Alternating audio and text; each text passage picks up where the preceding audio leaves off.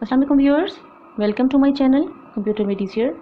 Today we will learn about data protection. Before we start our lecture, don't forget to subscribe my channel and press the bell icon so that you can receive new video notifications. Now let us start.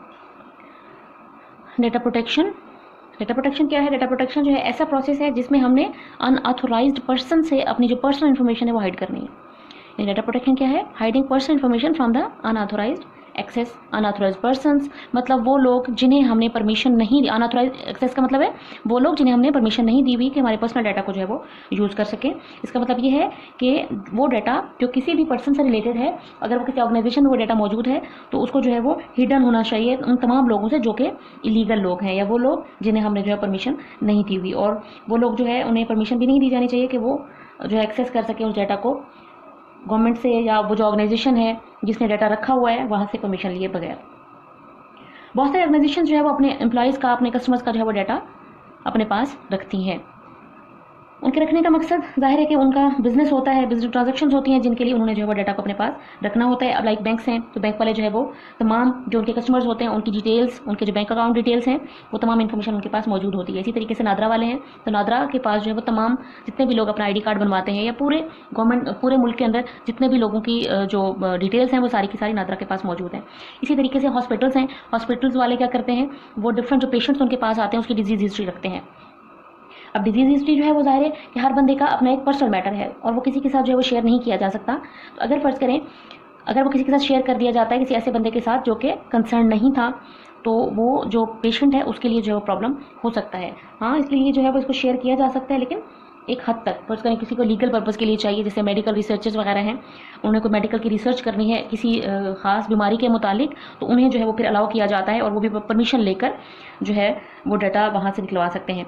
इसी तरीके से जो है वो अगर फ़र्ज़ करें कोई हॉस्पिटल मैनेजमेंट है तो वो किसी भी पेशेंट का डाटा किसी को नहीं दे सकती, ऐसे डिस्ट्रीब्यूट नहीं कर सकती, क्योंकि अगर फ़र्ज़ करें कोई ऐसी उसको बीमारी है जो कि उसके लिए जो है वो बहुत ज़्यादा तकलीफ़देह है और उसका जो है वो किसी और को पता नहीं चलना चाहिए तो ये जो है पर्सनल इशू होता है तो ये भी अलाउ नहीं होता कि किसी को जो है वो शेयर किया जा सके, क्योंकि ज़ाहिर है उसका अपना डाटा है और ये मिसयूज़ जो है डाटा का वो किसी भी सूरत जो है वो अलाउ नहीं होता। इसीलिए जो भी ऑर्गेनाइजेशन किसी भी बंदे के मुतालिक अपना डाटा कलेक्ट करती है तो वो जो है किसी भी सूरत में अनऑथराइज्ड पर्सन को जो है वो शेयर नहीं होना चाहिए। प्राइवेसी इशू है। प्राइवेसी इशू का मतलब ये है कि अगर फ़र्ज़ करें कोई बंदा है जिसका डाटा है, he has the right to see his personal data, ठीक है, तो कोई पर्सनल है, कोई पर्सन है जिसका डाटा है तो अगर फ़र्ज़ करें उसका कलेक्टेड डाटा है तो अपने कलेक्टेड डाटा को जो है वो देख सकता है।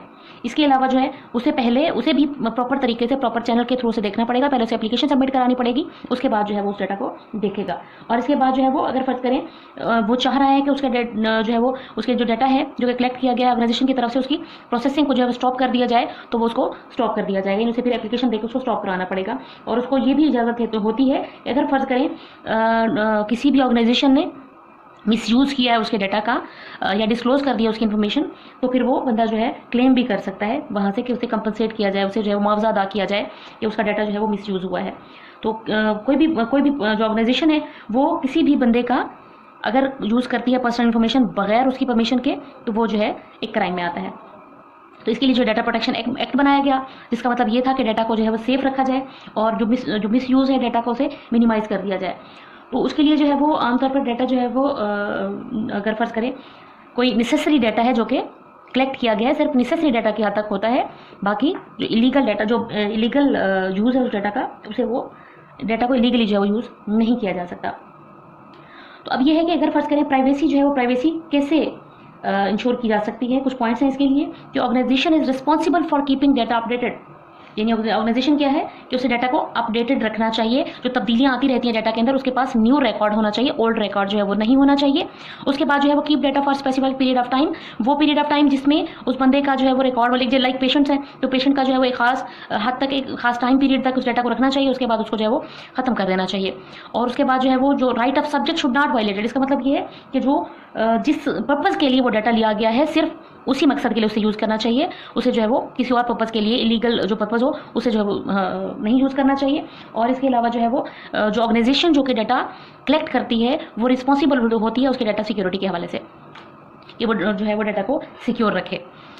तो इसको डाटा की सिक्योरिटी के लिए जो है एक तो पासवर्ड का तरीकेकार होता है कि पासवर्ड लगाया जाता है। पासवर्ड क्या होता है? पासवर्ड आपका वो सीक्रेट वर्ड होता है, सीक्रेट कोड होता है, जो कि हम आमतौर पर कंप्यूटर सिस्टम के अंदर या फिर किसी सॉफ्टवेयर को जो है वो प्रोग्राम दे देते हैं, ताकि जो है वो डाटा आपका जो है वो सिक्योर रहे, कोई उसको मिसयूज़ ना कर सके, वो लॉस्ट ना हो या फिर डिलीट ना हो। यानी वो एक्सीडेंटली भी हो सकता है और कोई इसको जो है वो जानबूझकर पासवर्ड अगर लीक करके, तो पासवर्ड जो है वो यूज़ करके वहाँ से उस डाटा को जो है वो मिसयूज़ कर सकता है उसका। तो उसके लिए जो है पासवर्ड लगाया जाता है। ईमेल जैसे आप ये देखें, पासवर्ड अगर आपका ईमेल अकाउंट है तो वहाँ पर भी आपने जो है वो आपका पासवर्ड होता है, और आपके पास अगर वो पासवर्ड नहीं है तो आप अपना ईमेल अकाउंट जो है वो नहीं खोल सकते। इसी तरीके से कुछ इंटरनेट सर्विस प्रोवाइडर कंपनीज होती हैं जो कि पासवर्ड वगैरह देती हैं, यूज़र के आईडी होते हैं, पासवर्ड होते हैं, तो सिर्फ वही लोग जिनको उनके आईडी का पासवर्ड पता होता है वो यूज़ कर सकते हैं, बाकी लोग जो है उसको यूज़ नहीं कर सकते। इसके अलावा जो है डाटा को सेव रखने के लिए जो है वो डाटा का बैकअप लिया जाता है। बैकअप क्या होता है? बैकअप जो है वो एडिशनल कॉपी होती है, यानी एक एक्स्ट्रा कॉपी जो है वो रख दी जाती है डाटा की, ताकि उससे जो है बाद में अगर फर्ज करें जो ओरिजिनल डाटा है, अगर उसमें कहीं कहीं पर किसी किस्म का कोई वो डाटा लॉस होता है तो वो बैकअप जो है उठाकर हम यूज़ कर सकते हैं उस डाटा को, क्योंकि हमने ये भी पढ़ा है कि डाटा जो है वो security of data is important. अगर फर्ज करें डाटा लॉस हो जाता है तो जाहिर है कि डाटा जो है वो नया डाटा कलेक्ट करना मुश्किल हो जाता है, तो इसलिए उसका हम क्या करते हैं, उसका बैकअप जो है किसी स्टोरेज मीडियम पर उसका बैकअप लेकर रख दिया जाता है, और वो जो है अपना बैकअप वहाँ से फिर बाद में उठाकर यूज़ कर सकते हैं।